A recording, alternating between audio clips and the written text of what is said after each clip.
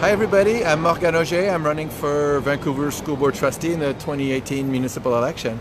And this is the second school of my tour of schools that have issues in Vancouver. And well, just schools in Vancouver. And today I'm at Crosstown Elementary, right at the eastern edge of False Creek, which is just over there. Actually, you can see False Creek is just kind of like that way. There's the SkyTrain. The school is gorgeous. It was just built. And this is a downtown school which has a quality that's consistent with our new schools.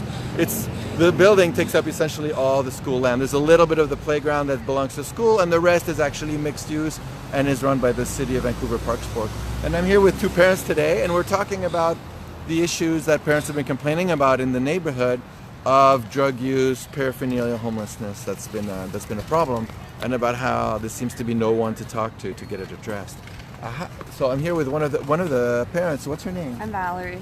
And you have a child here? Yeah. Right? And you have a 9-year-old in this school, and what's your name? I'm Jordan. Hi Jordan, and you have a I think you're together. Yeah, that's so, right. So you have the same child here. Yeah. So how long has your kid been here? She's been here since it's opened. Yeah. Yeah, so 2 years now.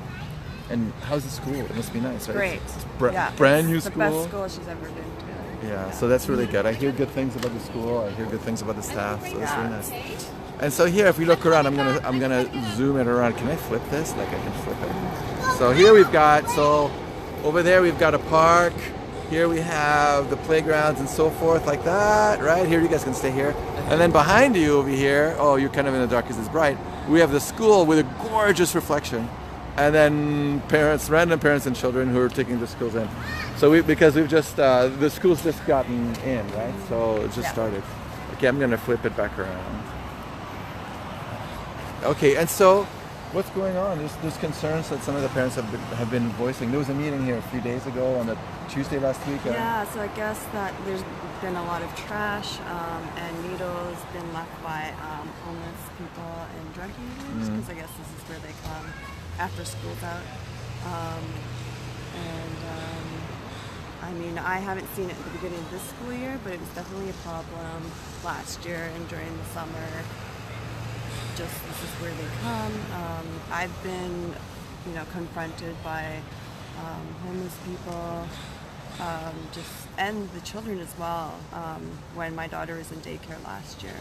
I don't know how it affects the children, but it definitely is very abrupt for me, and it's definitely just a big issue in Vancouver. I live 5 minutes from here, so I mean, we've come across people that have overdosed. There's ambulances.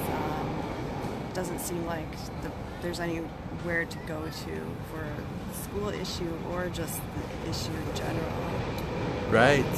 So at the meeting on Tuesday, I was at the meeting on Tuesday, and something that was noticeable was that the different providers, the school board, the parks board, a different group in the parks board, coastal health, and the police, were all actually saying they're doing all they can with the budget that they have, and they're trying and they're burning out because we're all mindful of the opioid epidemic, which is a huge problem, which is certainly a driver for all this problem. Of course, there's gentrification, which is a problem too. There's no doubt that when you change the nature of a neighborhood, you disrupt the people who were already there. But this brings to my mind a problem that we have, which is ultimately in these schools now, the new school format, Elsie Roy, this school at Crosstown, the future Promise School at Lord Roberts Annex, Parks Board and the parks facilities are being used for school grounds. In traditional schools, the school controls the entire grounds and the school decides who's on the grounds and when and so forth. But here it's mixed use. But the parents actually, expect the Ministry of Education and expect the school boards to look after the grounds and keep their children safe. We have a requirement for safe and inclusive schools in British Columbia for all our schools. And it doesn't matter what school your children are in. The contract is that all schools are going to be taken care of to the same high level of expectation, no matter how difficult it is. I think that this is really important. I think that's incredibly important as well. I mean, we see the rangers job, but when everyone doesn't think it's their job, well, what is anybody supposed to do? I think we just need it to be done. As parents, and our children, we just need it to be done, and we don't need people fighting about it. We just want it to be done, and it should be the school's job. And I don't know if it's a funding problem, but I know our government has money, the federal government or the provincial government, and I know our school can do it. I think it's a question of not quite understanding what the deal is. The deal is we put our children in our schools. I have 2 kids as well. I expect my kids in public education to be safe, and I expect that the promise made by the school board and by the Ministry of Education is going to be met, right? And that I'm not going to be hearing excuses like, oh, well, that other administration over there is having a hard time with labor, like sort it out. The consumer is the parent and the student. The deal is with the province and the Ministry of Education, and nobody cares who the vendor is of the service. The service has to be delivered, doesn't it? Yeah. Final thoughts. What you haven't had a chance to talk much. What would you like to what see? We've seen? Yeah, point out what you've seen. Okay, so just over.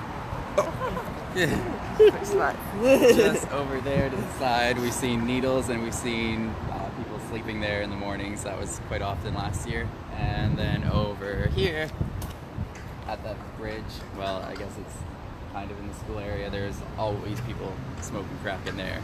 So actually, we were seeing someone picking up needles right now up there. There's somebody doing a patrol. So there's constant patrols. There's constantly needles. As soon as you pass the basketball court and those stairs, then you'll find needles all in there for sure. Like every single time you walk, you'll find needles.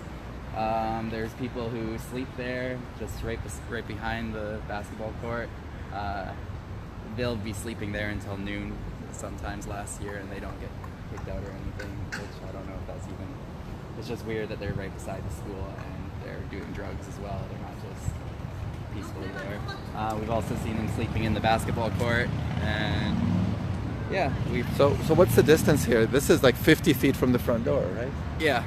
So it's like it's at the entrance of the school. Close, like, I mean, it's basically in the front door of the school. It's unfortunate, isn't it? Oh yeah, for sure. Yeah. What do you think provincially we have to do about homelessness and addiction? Do you know that there's been a Ministry of Addiction and Homelessness that's been stood up? So that's some work's been done, but it takes time, right? Yeah. Well, opening up Riverside again would be a good idea. Ooh, I'm gonna switch hands. There you go. Hands getting tired. Right. So. Okay. Well, thank you so much for both of you for taking the time to talk with me. The people in the pack didn't want to talk until they had their messaging straight. So the chicken, they felt concerned about making sure the messaging was right. So thank you so much for talking. Yeah, and no I problem. think it's really important. We have to take care of this. Yeah. It's important that in all schools in Vancouver, one of my children attends a school quite far from here in Vancouver, and in that school there's homelessness.